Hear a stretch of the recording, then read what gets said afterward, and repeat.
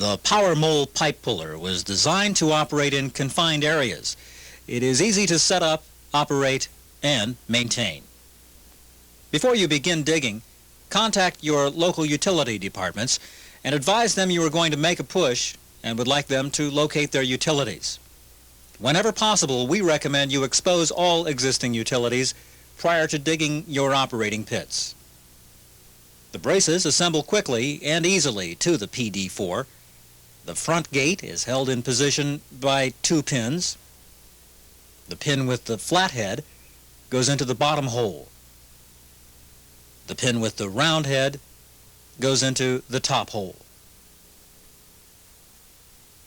The leg supports face toward the machine with the flat surface up. The legs are made of heavy wall steel tubing and pinned to the front gate. They are slightly higher in the back than in the front, forcing the front of the machine down when the rod is being pushed. Care must be taken to keep the legs slightly elevated at the rear of the pusher. The heavy-duty screw jacks allow for lateral adjustment when pushing against a crooked bank. The optional backing plate forces the legs to form a slight angle towards the front of the machine, preventing lateral movement when the rod is being pushed. It also offers a broad surface to push against. There may be times when additional bracing is required in order to operate the PD4 in a longer push pit or to use a longer push rod. The optional rear cribbing leg, part number 136A, is then inserted into the front leg in place of the screw jack. The screw jack then inserts into the rear cribbing brace. If additional bracing is to be used, we recommend the optional brace support kit, part number 152. It consists of 1 long bar, 2 leg retaining rings, and 2 locking clips.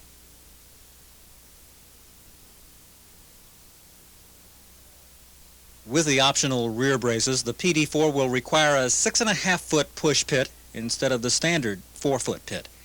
Push rods up to 5 feet long can then be used with the PD4. 2 2.5-foot push rods can be left coupled together to make 1 5-foot bar. Once the legs are attached, the push rod is inserted into the machine. The importance of selecting straight bars cannot be overstressed, especially for the first 10 feet. If there is any doubt about the lead rods being straight, couple 2 rods together. Place the push cap on the end of the rod and sight down the rod like an arrow.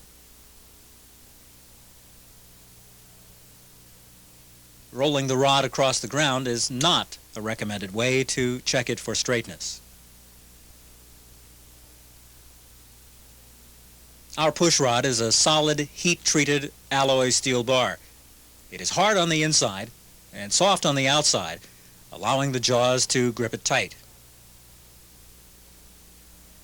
The push cap is blunt and must be maintained with a sharp edge. If the edge gets dull, the rod will have a tendency to deflect off of objects rather than shear through them. The soil acts like a gun barrel and keeps the rods traveling in a straight line. The push pit should be dug 4 foot to 4 foot 6 inches long and at least 2 feet wide.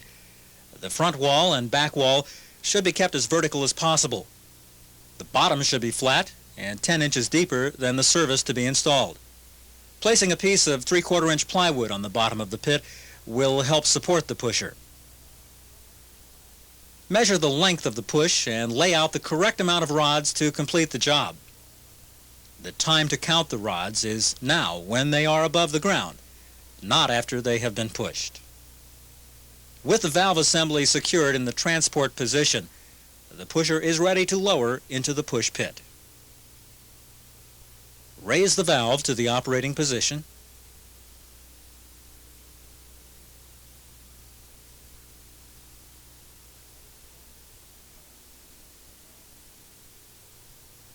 Connect the pusher to your hydraulic source.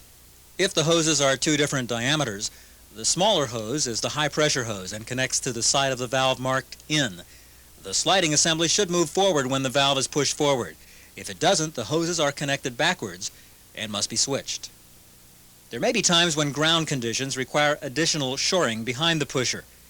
We recommend 2-inch by 10-inch white oak or hickory planks 3 feet long. They should be placed between the backing plate and the dirt bank. When pushing in sand, a section of 3/4-inch plywood is placed between the planks and the sandbank. The pusher is lined up by sighting along the push rod. It is best done by a person standing on the bank directly behind the pusher, not beside it.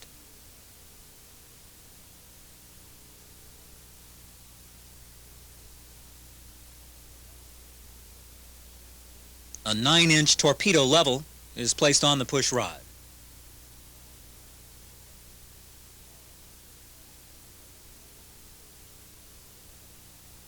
The level adjusting bolt is located at the back of the machine.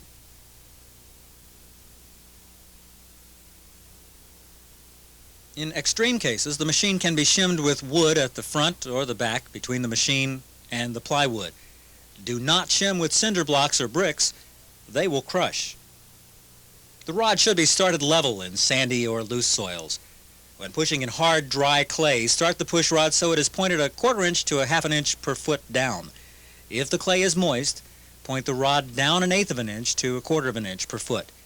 If you're not sure of your soil conditions, point the rod down 1/4 inch per foot and adjust accordingly on your next push.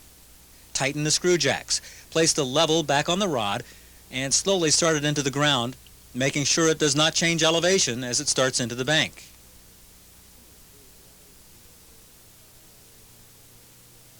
The PD4 is very fast. The average time spent crossing a 40-foot road is only 6 minutes.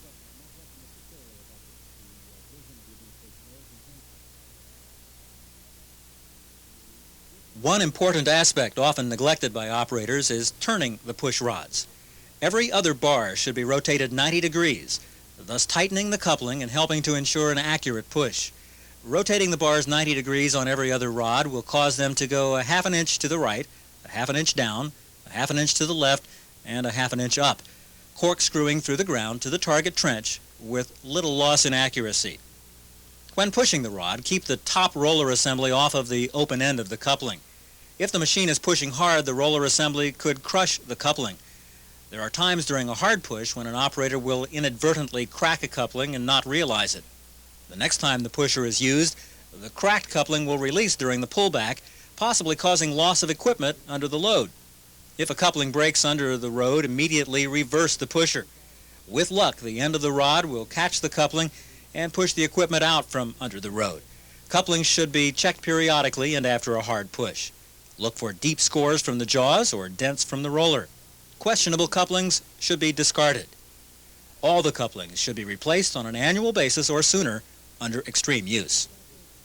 The hydraulically closed jaws should not slip no matter how hard the machine is pushing. If they do, check for stones wedged between the cylinder and the side of the pusher. If there are no stones in this area, then the jaws are worn and should be replaced. There may be times when you're doing a long push in sticky clay when you have to use a push expander. The push expander is 2.5 inches in diameter and threaded on both ends. To use it, push 10 feet of rods into the ground. Disconnect the next section of rod, screw on the expander, and rejoin the rods. Do not place the push expander on the lead rod or it will deflect off of objects which the rod may encounter. We recommend using the push expander when doing pushes in sticky clay over 40 feet long. Occasionally, an object will be encountered that is too large to go through. If this happens, pull the rods out, leaving one section of rod in the ground. Move the machine over 6 inches and start a new push. Leaving a section of rod in the ground will prevent the old hole from collapsing and help ensure a good straight start. When the rod comes into the target trench, unscrew the push cap.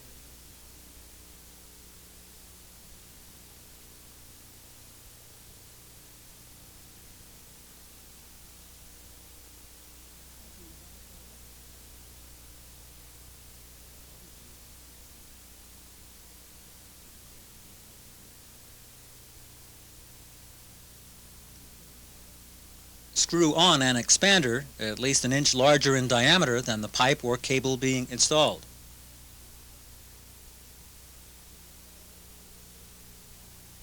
In this case, we're installing a 1-inch copper water line, but the operation is the same for any pipe or cable.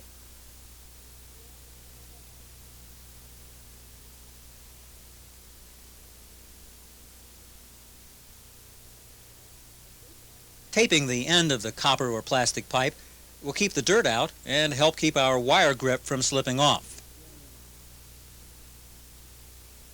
The wire grips, or Chinese fingers as they're sometimes called, are easy to use. They are pushed on.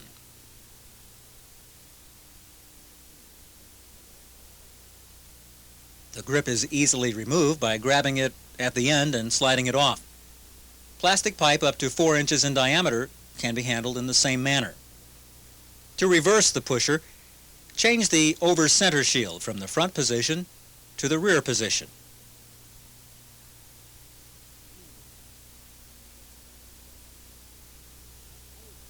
Placing a board across the front of the machine will help keep the back of the pusher down when removing the rods. We recommend placing 2-inch by 10-inch hardwood planks on either side of the rod between the machine and the back when pulling back a large expander. If the front bank is crooked, shims should be placed between the shoring timbers and the front gate so that the pullback surface is perpendicular to the pipe pusher. Hydraulically move the pusher slowly towards the front bank. Apply shimming material until the pusher is aligned perpendicular to the front gate. Care must be taken not to allow the cribbing leg or the push rod to come into contact with the hydraulic hose fitting. When pulling larger expanders, it may be necessary to pull a small one first. If this is the case, pull the smaller expander all the way back, adding push rods as you go. When the smaller expander comes into the operating pit, remove it, join the rods, and put on the larger expander with the pipe behind it. When pulling the rod out, be careful not to bring the top roller assembly into contact with a coupling. The coupling should be positioned on the rear jaw and clamped tight to prevent it from turning when unscrewing the push rod.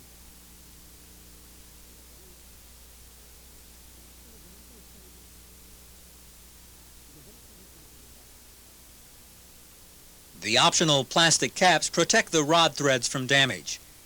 Replacing them as the rods are removed will also keep them clean and rust-free and ready for the next job. When the expander is sighted, slowly pull it up to the front of the pusher. When working with larger expanders, care must be taken not to pull them into the front of the machine.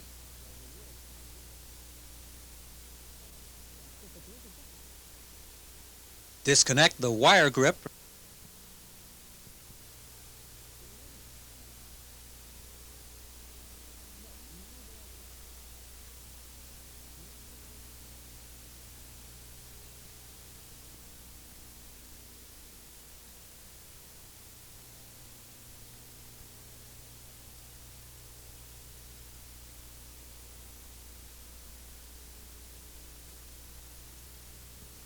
When the machine has been removed from the pit, it should be cleaned and lubricated.